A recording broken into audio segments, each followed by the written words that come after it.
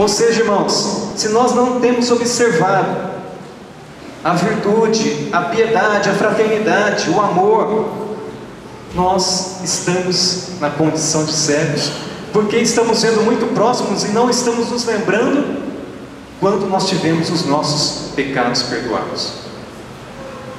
Nós estamos sendo cegos egoístas. É isso que Pedro está dizendo à igreja. Então não sou eu que estou dizendo. Assim como o apóstolo Paulo falou à igreja de Corinto, Pedro, apóstolo também de Jesus Cristo, está falando à sua igreja, está falando a nós. Então, irmãos, independentemente do tipo de cegueira que tenhamos, sempre haverá aqueles que tentarão dificultar as coisas para que os nossos olhos não voltem a ver. Nós vimos isso na vida de Bartimeu. Se você olhar lá no versículo 48, o que vai dizer lá no versículo 48? Olha só, Marcos 10, 48.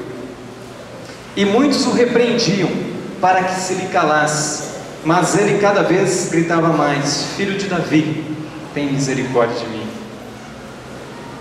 Muitos o repreendiam. Ele desejava estar com Jesus, ele desejava falar com Jesus, ou ter uma audiência com Jesus, mas alguns o repreendiam e diziam para que ele se calasse. Conosco também não é diferente. Muitas vezes o próprio sistema tenta nos calar. Muitas vezes aqueles que estão próximos de nós tentam nos calar. Às vezes Deus coloca um propósito no seu coração e você tem a bênção da liderança, e aí chega alguém: não, isso não vai dar certo, você não deve levar isso adiante. Mas olha, irmãos, é importante que nós tenhamos a bênção da liderança, que nós possamos discernir que aquilo realmente é algo de Deus, é um propósito de Deus para as nossas vidas. Mas mais uma outra coisa que a gente aprende aqui é que a cegueira de Bartimeu não o impedia de reconhecer que ele precisava de ajuda. E ele não se calou quando quiseram que ele se calasse. Então muitos são aqueles que não querem ser ajudados, mas Bartimeu não era desses. Alguns por orgulho, alguns por individualismo: não, eu não preciso de ajuda, eu faço sozinho, eu sou independente. Mas Bartimeu, ele reconhecia que ele precisava de alguém que pudesse, de uma forma sobrenatural, curá-lo, ajudá-lo. E por isso ele mendigava, pois ainda não havia tido um encontro com Jesus. Porque quando ele teve um encontro com Jesus, as coisas mudaram. Ele voltou a ver. E é interessante aqui nós frisarmos isso, que ele ainda não havia tido um encontro. O que eu estou querendo dizer com isso é que ele ainda era uma criatura, ele não era filho, e por isso ele mendigava. Pois a Bíblia diz que jamais viu o justo desamparado e a sua descendência a mendigar o pão. Se ele já tivesse sido justificado, ele não estaria mendigando. Então ele não havia tido esse encontro, e por isso ele era uma criatura e não filho, conforme nós vemos lá em João 1,12. E a todos quanto receberam, deu-lhes o poder de serem feitos filhos de Deus, a saber, os que creem no seu nome. Então, irmãos, Jesus é aquele que transforma situações de adversidades em refrigério. Jesus tão somente parou e mandou chamar. O curioso é que quando nós vemos a intervenção de Jesus em determinada situação, até aqueles que querem nos calar são usados para nos chamar, para dizer: olha, ele te chama. Foi assim que aconteceu com Bartimeu. Os mesmos que diziam para Bartimeu se calar, voltam depois que Jesus disse: chame-o. os mesmos dizem: olha, levanta-te, Ele te chama. Tem bom ânimo, Ele te chama. Então, irmãos, Jesus, enquanto homem, Ele se relacionava com as pessoas, e por isso Ele teve essa compaixão. Ele se compadecia das pessoas, e é por isso que Ele mandou chamar Bartimeu. Jesus, Ele teria todas as pessoas à sua disposição, caso Ele quisesse. Não seria difícil encontrar pessoas que o quisessem servir. No entanto, nós vemos ele dizer: olha, Jesus mesmo disse isso: eu vim para servir e não para ser servido. O exemplo da cura de Bartimeu é um exemplo disso. A vida de Bartimeu, a cura que ele operou, é um exemplo disso. E esse é o grande problema nas igrejas de uma forma geral.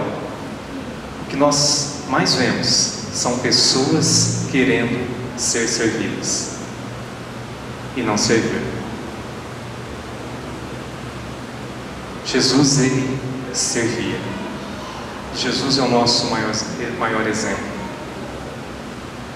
Mas na igreja, eu não digo na nossa igreja somente, eu digo a igreja de uma forma geral, o corpo de Cristo. Ela está esperando ser servida. Então são muitos que querem ser servidos. Mas uma outra coisa que Bartimeu fez: ele se achegou. Quando Jesus mandou que o chamasse, ele se levantou rapidamente, ele foi ter com Jesus. Sabe o que ele fez? Ele lançou de si a capa. A capa era um vestuário característico dos mendigos, porque era a casa deles. A capa protegia do sol, da chuva, do frio. E nós podemos dizer assim que Bartimeu, ele jogou a muleta fora, digamos assim. Ele disse: olha, a partir de hoje, se Jesus está me chamando, se Jesus quer me curar, eu não vou mais precisar dessa capa. Então diz a Bíblia que, lançando de si a capa, ele foi ter com Jesus. Então ele se achegou a Jesus. Se você for ver na leitura dos Evangelhos, você vai verificar que muitos dos milagres que Jesus fez é porque as pessoas se achegaram a Ele. A própria mulher do fluxo de sangue, que 12 anos sofria, ela foi lá e tocou na orla das suas vestes. Então ela se achegou a Jesus. E muitas vezes a gente está esperando Jesus de longe. Ah, Jesus, passa aqui. E aí Jesus está falando, a gente não está ouvindo, porque o nosso coração está longe, não estamos sentindo nada.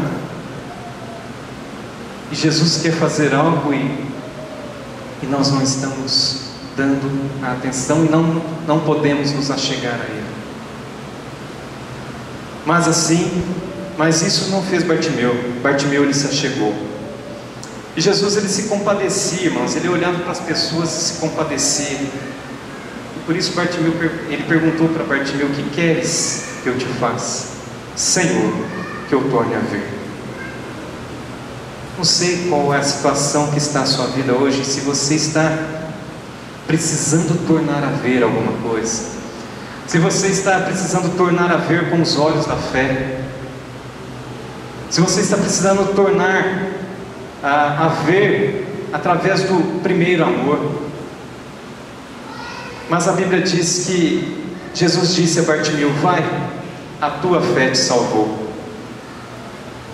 E nisso consiste o segundo milagre na vida de Bartimeu, além da cura física, a cura da alma.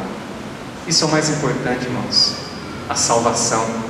Às vezes a pessoa fica esperando uma cura física, mas Deus tem algo maior preparado, que é uma eternidade.